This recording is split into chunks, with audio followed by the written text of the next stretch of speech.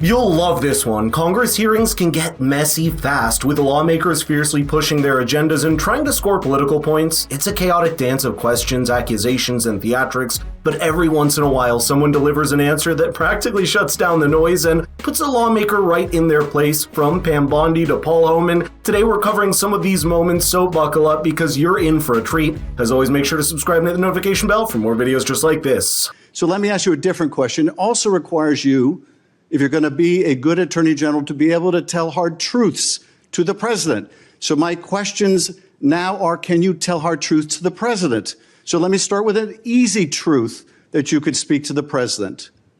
Can you tell him that Donald Trump lost the 2020 election? Can you say that? Do you have the independence to say that? Do you have the gravitas, the stature, the intestinal fortitude to say, Donald Trump, you lost the 2020 election? Can you tell us that here today?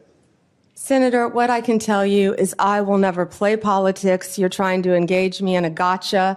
I won't do it. I won't play politics with any ongoing investigation, so let me ask you another, like you did leaking your colleague Devin Nunes's memo. This was from the recent confirmation hearing for Trump's Attorney General nominee Pam Bondi, and let me tell you, she puts many woke senators in their place. Every time she pushes back against their loaded questions, she got interrupted and still managed to drive her point across. I couldn't help, by the way, but remember Mark Cuban's wise words of Trump being intimidated by strong, intelligent women. But the moment Pam shined during this hearing was when Alex Padilla, another California senator, asked her a question, continuing lecturing her, and refused to hear her answer. Then we'll move on to a different topic. Senator, you were speaking. May I speak?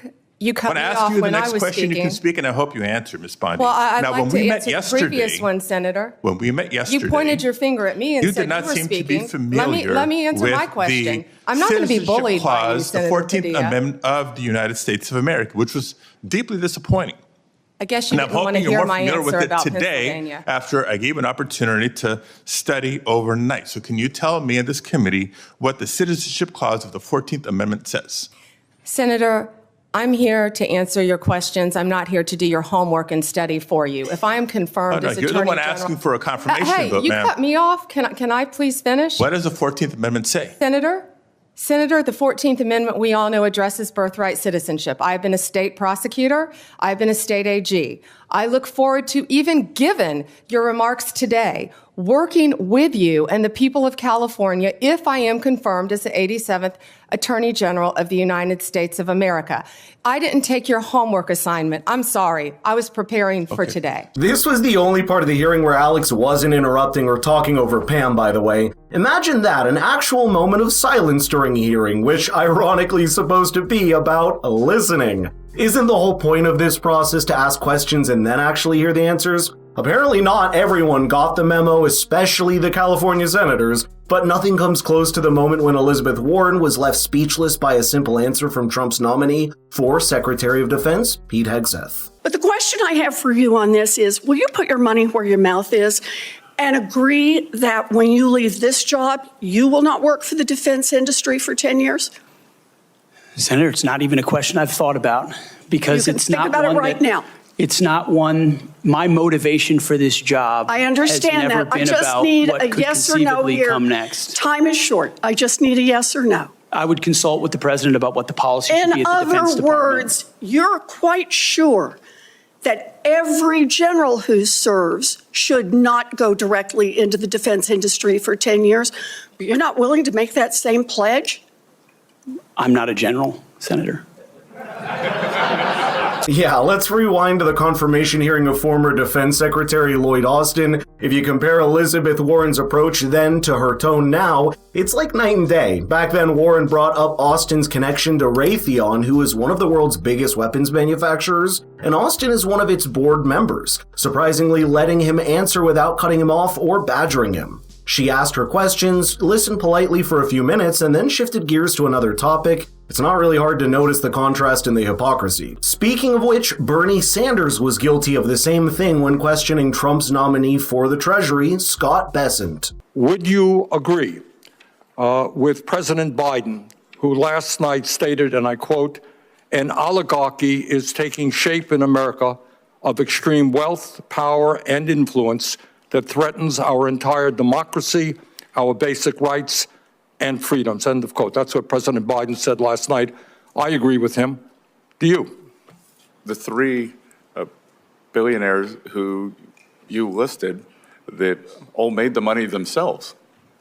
Mr. Musk came to the country as an immigrant. I understand that, but what I'm asking you is, when you have a handful of people like Musk, who will soon be part of the Trump administration, and others, when you have three people owning more wealth than the bottom half of American society, when these people have enormous influence over the media, when they spend huge amounts of money in both political parties to elect candidates, what Biden said last night is we're moving toward an oligarchy. I'm not one to engage in whataboutisms, but you can't ignore how the left's oligarchs, as Bernie liked to put it, essentially control their party as well. Wasn't a long time ago these wealthy individuals ended Biden's re-election bid by withholding their funds unless he dropped out of the race. But things didn't end there, as Bernie was fishing for a specific answer from Bessent, who wasn't about to cave to the pressure.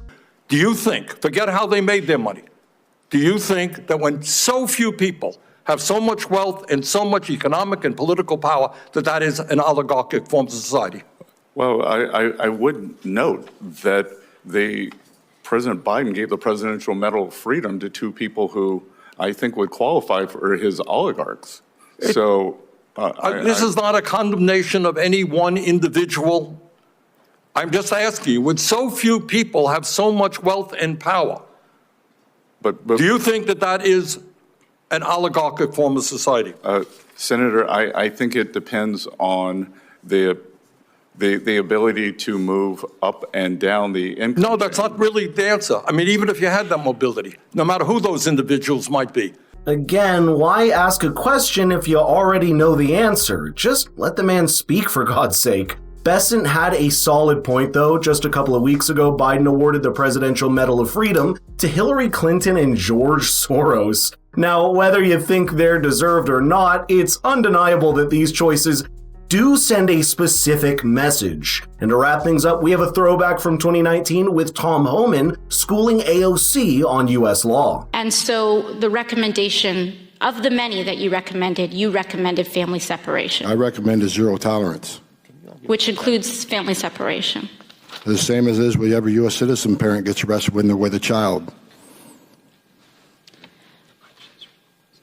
Zero tolerance was interpreted as the policy that separated children from their If I get arrested for DUI and I have a young child in the car, I'm going to be separated. When I was a police officer in New York and I arrested a father for domestic violence, I separated that father from his Mr. Homan, family. with all due respect, legal asylees are not charged with any crime.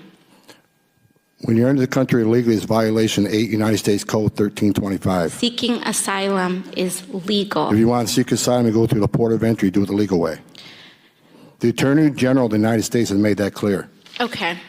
Obviously, he wasn't the border czar back then, but this goes to show the type of character the man has. I'd love to know which of these moments was your favorite, so let me know in the comments down below. And if you want your friends to see these epic takedowns, please share the video with them. Thank you so much for watching, and I'll see you in the next one.